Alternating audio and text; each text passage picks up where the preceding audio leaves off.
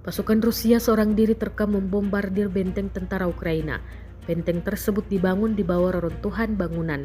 Rekamannya beredar di Telegram pada Rabu 14 Agustus 2024. Dalam keterangan unggahan disebutkan, di arah Donetsk, tentara Ukraina yang dibarikade di reruntuhan bangunan sempat memberikan perlawanan dan tidak menanggapi seruan untuk menyerah, sehingga disebut memancing amarah prajurit Rusia.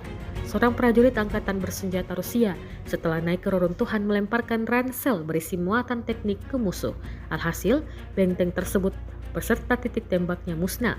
Rekamannya kini telah menuai berbagai komentar dari warganet.